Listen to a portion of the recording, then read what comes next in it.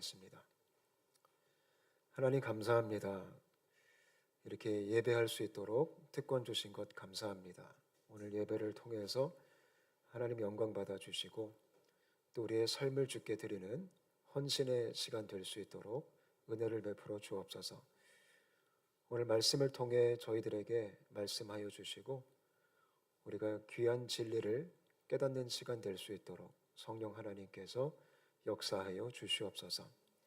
감사와 찬양을 드리며 살아계신 예수님의 이름으로 간절히 기도합니다.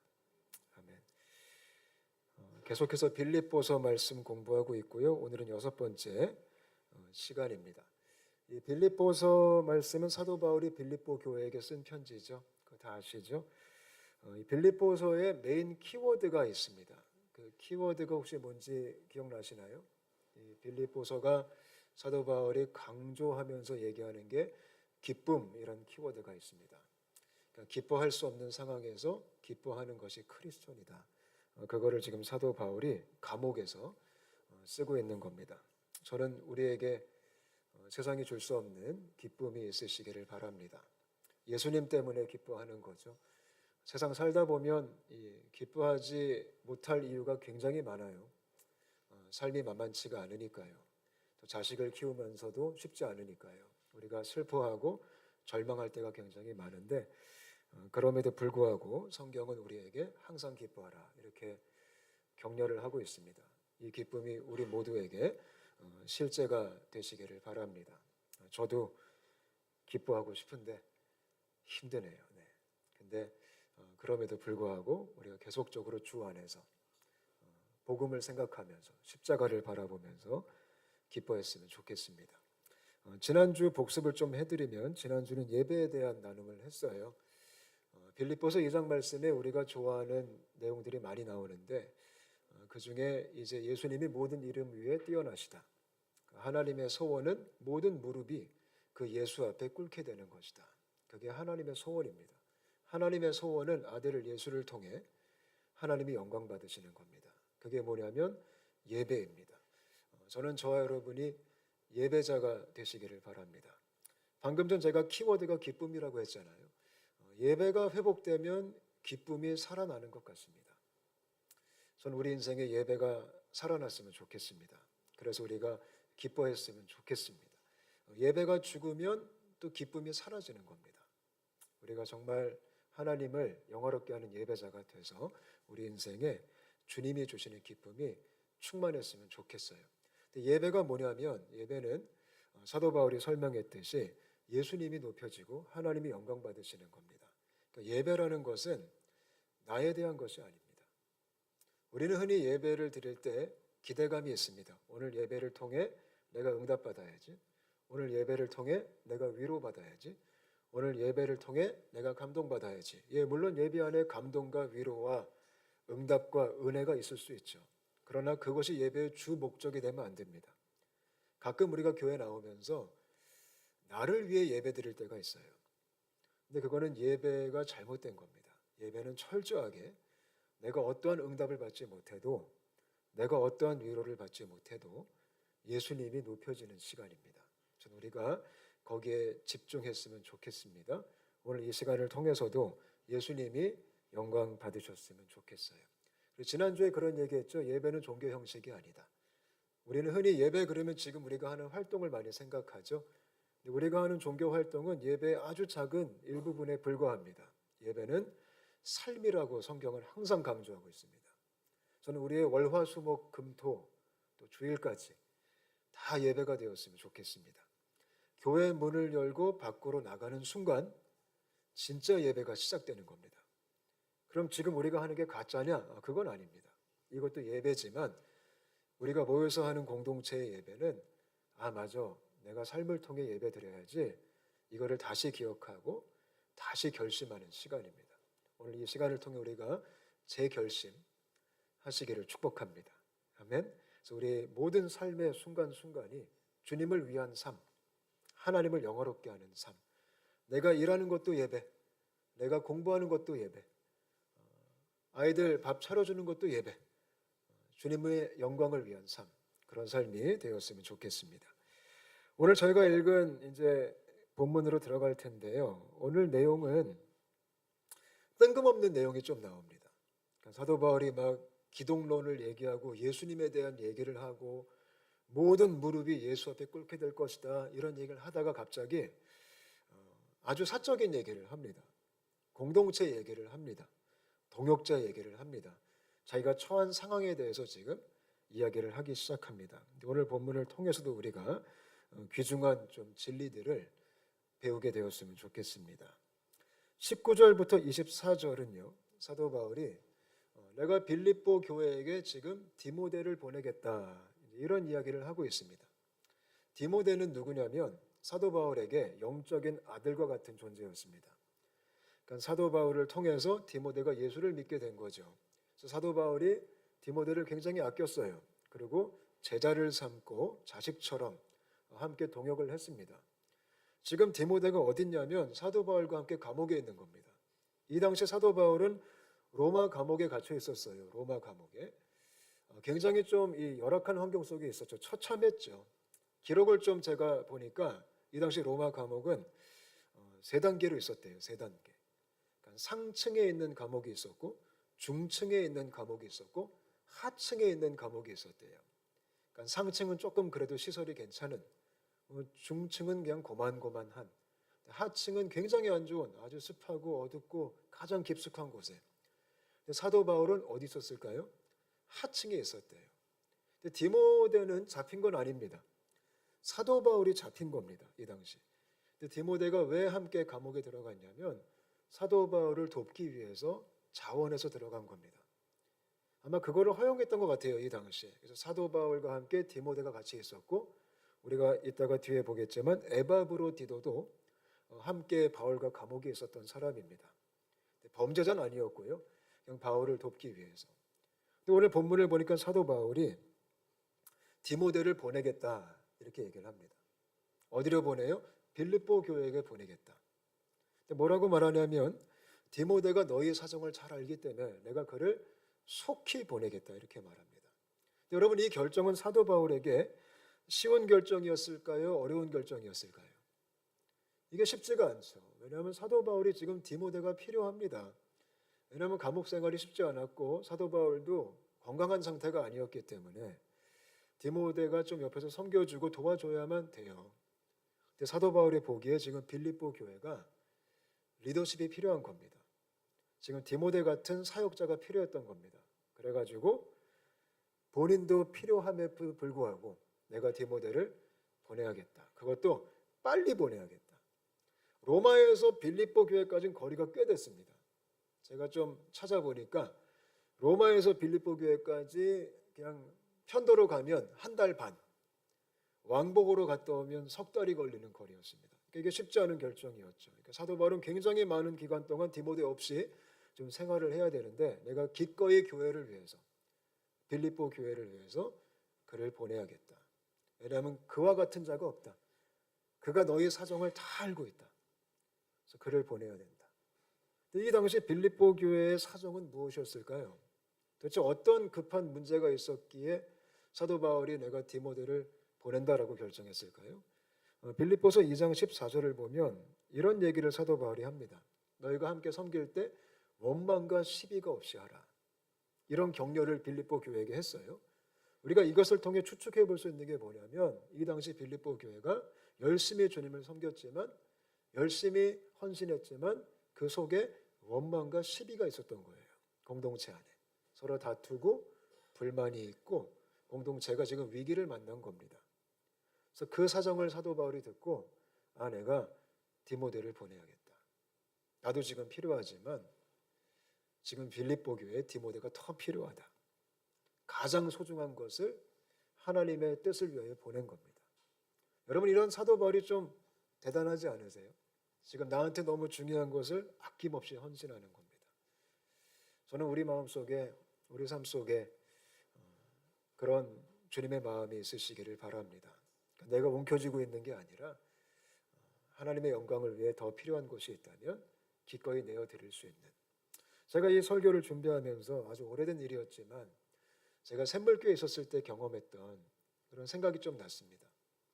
그때 분당 샘물교회가 사실 그 시기에 한국 이 교계 안에서 많이 알려졌었습니다. 어떻게 알려졌냐면 건강한 교회로 알려졌습니다. 저희 박은주 목사님께서 좀 건강한 마인드로 교회를 이제 섬기셨거든요. 그래서 그것 때문에 굉장히 이제 매스컴도 나오고 저희가 PD 수첩에 한번 나왔어요. PD 수첩에서 어떤 프로그램을 했냐면 기독교를 까는 프로그램을 했어요. 그래서 그 당시 뭐 세습 문제, 또 그때 나왔던 게 아주 좋은 차를 몰고 다니는 목사님, 뭐 이제 이런 걸 막 방송하면서 이제 끄트머리에 좀 미안하니까 그래도 이런 교회가 있습니다 하고 이제 소개된 게 분당 샘물교회였습니다. 근데 제가 그 교회에서 이제 오랫동안 사역을 했는데 어떤 해프닝이 있었냐면요. 저희가 이제 함께 교회를 이제 이뤄가고 있는데 그 당시 이찬수 목사님께서 지금 이제 분당 우리 교회죠. 사랑의 교회를 사임하시고 이제 분당 지역에 개척을 하려고 이제 준비를 하셨습니다. 근데 분당 지역을 잘 모르시니까 또 이제 아는 사람도 별로 없으니까 저희 교회 찾아오신 겁니다. 이찬수 목사님이. 그래서 박은주 목사님을 만나신 거죠. 그래서 분당 우리 교회가 분당 샘물교회에서 시작했습니다. 그래서 사무실을 박 목사님이 내줬습니다. 이찬수 목사님한테. 거기서 준비하라고.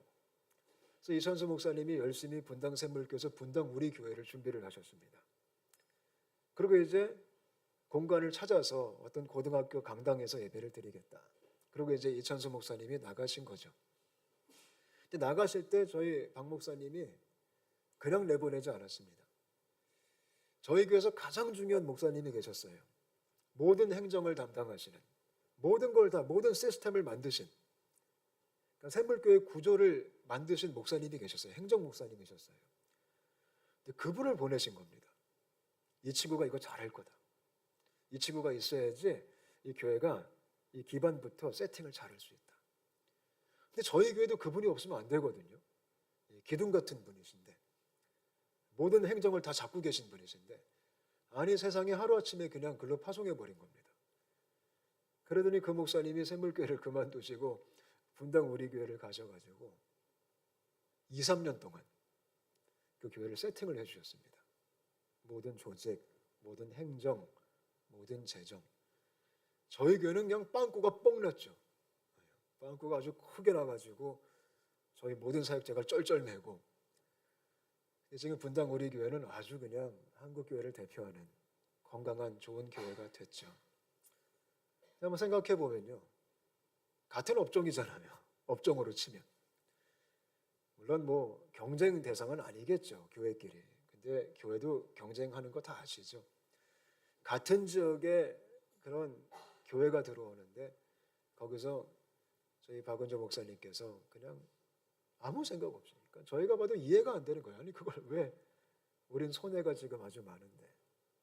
근데 이 마음이었던 것 같아요. 지금 후배가 교회를 개척한다고 하니까 아낌없이 가서 다 퍼주고 다 해주고 그래서 분당 샘물교회를 능가하는 분당 우리 교회가 됐죠. 근데 그거를 되게 고마워하십니다. 되게 감사하게 생각하시고. 그래서 사도 바울이 그런 마음으로 디모데를 지금 그 원망과 시비의 요 위기를 잘 모면하기 위해서 파송을 하게 된 겁니다. 근데 디모데가 누굴까요? 제가 거기에 노트에 연단된 자, 복음을 위해 수고하는 자라고 썼지만 사실 한 가지가 더 있어요. 이거 좀 같이 읽었으면 좋겠는데요. 디모데가 어떤 존재였냐면 21절 한번 읽어볼까요? 21절 우리 같이 읽겠습니다. 시작. 그들이 다 자기 일을 구하고 그리스도 예수의 일을 구하지 아니하되. 이게 디모데의 첫 번째 특징입니다. 사도 바울이 왜 디모데를 그렇게 신뢰했냐면 디모데는 쭉 보니까 다른 사람과 조금 달랐다. 디모데는 자기의 일을 구하지 않고 가장 우선적으로 가장 절대적으로 예수의 일을 구하는 사람이다. 내가 다른 사람을 보내려고 하면 나 바빠서 안 되고 이래서 안 되고 저래서 안 되고 이것도 해야 되는데 이런 핑계를 대는데 디모데는 그렇지 않았다. 디모데는 자기의 일이 우선이 아니고 예수의 일이 우선이다. 우리는 어떨까요? 한번 좀 생각해 봤으면 좋겠습니다. 우리는 뭐가 우선일까요? 우리는 무엇이 가장 중요할까요? 보편적인 사람들은 자기의 일이 다 중요합니다. 저도 그런 것 같습니다. 근데 디모데는 그게 아니었다라는 겁니다. 예수의 일이 가장 중요했고 예수의 일이 우선이었습니다. 이거 참 부럽습니다. 저는 우리에게 이런 마음이 있으시기를 바랍니다. 전 제 마음에 이런 마음이 있었으면 좋겠습니다. 자기의 일도 물론 중요하지 않다 그건 아니에요. 자기의 일도 중요할 수 있죠. 그러나 이것보다 더 중요한 거, 비교가 안 되는 거, 그게 예수의 일이다. 그래서 디모데가 자발적으로 이 사도 바울의 권면에 행동을 하기 시작한 겁니다. 묻지도 따지지도 않고 내 거 계산하지 않고. 우린 참 계산이 빨라요. 그죠? 어떻게 하면 손해보고 이건 나한테 좀 마이너스다. 우린 되게 효율적으로 살잖아요. 근데 지금 디모데는 효율성 제로입니다. 그냥 예수면 된다. 그거면 나와 상관없이 내가 가겠다. 이런 마음을 사모합니다. 그리고 연단된 자, 제가 거기 노트에 썼듯이 디모데의 특징은 연단된 사람입니다. 훈련을 잘 받았다 이런 뜻입니다. 이 훈련은 쉽지 않죠. 삶의 훈련, 뭐 어떤 공부에서 얻는 훈련 여러 가지 쉽지 않지만 하나님은 연단된 자를 보내신다라는 겁니다. 전 저와 여러분이 연단됐으면 좋겠습니다. 아멘. 하나님이 가장 즐겨 쓰시는 연단의 도구가 뭔지 아세요? 고난입니다. 우린 굉장히 싫어하는데 성경을 봐도 또 우리 인생을 되돌아봐도 고난만큼 또 우리를 연단시키는 게 없는 것 같아요. 힘들어 죽겠는데 그거 통과하면 더 겸손해지고 그거 통과하면 더 단순해지고 그런 은혜를 누렸으면 좋겠어요. 디모데가 그런 사람이었던 겁니다. 그래서 검증됐다. 디모데는 검증이 된 사람이다.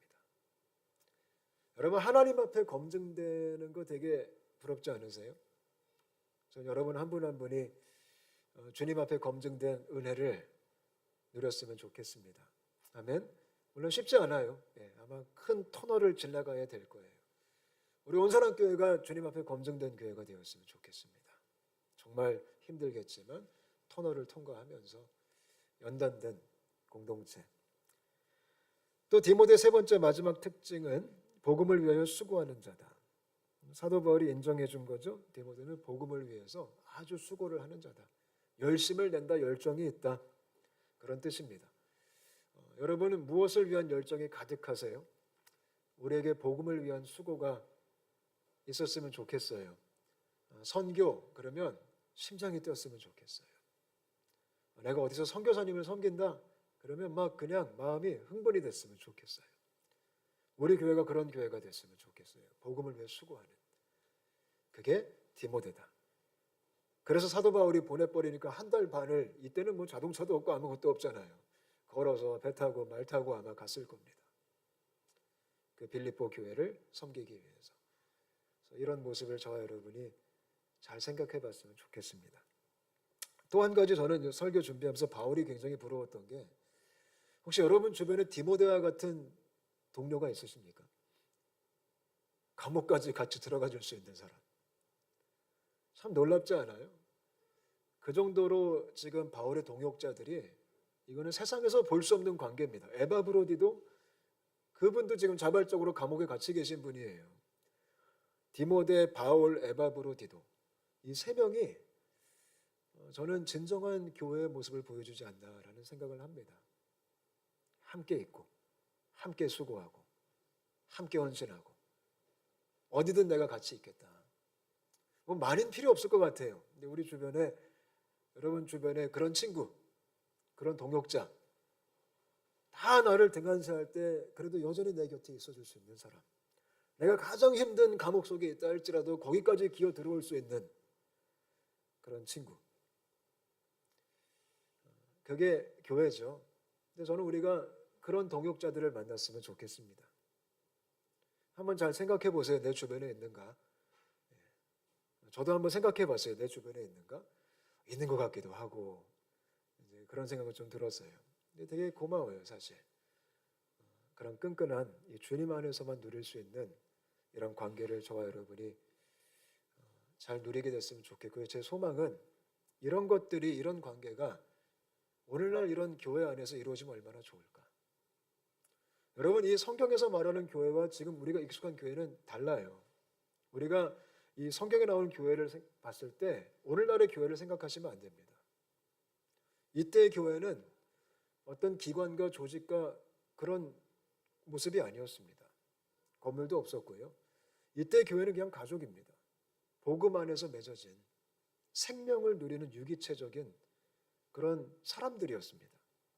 오늘날 우리가 교회 그러면 어떤 조직, 기관, 시스템, 건물, 구조 이렇게 많이 생각하지만 이 당시 교회는 그런 게 아니었습니다. 저는 요즘 우리가 익숙한 이 종교의 옷을 입은 교회, 사실 교회는 종교의 옷을 입는 순간 교회의 기능이 많이 희석됩니다. 왜냐하면 교회는 종교가 아니기 때문에. 요즘 우리가 다니는 교회, 활동하는 교회는 다 종교의 카테고리 안에 들어가 있습니다. 저는 이 마지막 때 우리가 이런 공동체를 경험할 수 있는 은혜를 누렸으면 좋겠습니다. 어찌 보면 중국에 이런 진짜 교회들이 있는 거예요. 왜냐하면 중국에는 이런 종교적 옷을 입을 수가 없기 때문에. 어찌 보면 북한에 지금 진정한 교회가 있는 거예요. 거기는 종교 옷을 입을 수 없기 때문에 생명을 걸고 예수를 믿고 서로 이렇게 함께 지금 복음을 위해 달려가는, 이거를 진정으로 사모합니다. 아멘. 25절부터 28절은 에바브로디도에 대한 얘기가 나와요. 이름도 참 발음하기 힘들죠. 에바브로디도. 이 에바브로디도가 누굴까요? 이 에바브로디도는 빌립보 교회 출신입니다. 그러니까 빌립보 교회 교인이에요. 그러니까 빌립보 교회에서 잘 섬겼던 사역자입니다. 근데 빌립보 교회가 에바브로디도를 지금 로마에 파송한 겁니다. 누구를 도우라고요? 바울을 좀 도우라고. 그러니까 에바브로디도도 굉장히 괜찮은 사람입니다. 아니, 교회가 보낸다고 감옥까지 갔습니다. 누구를 위해? 바울을 위해. 그러니까 이 끈끈한 관계가 대단한 겁니다. 그죠? 그래서 에바브로디도를 가리켜 바울이 뭐라고 하죠? 함께 형제다, 함께 수고했다, 함께 군사된 자다.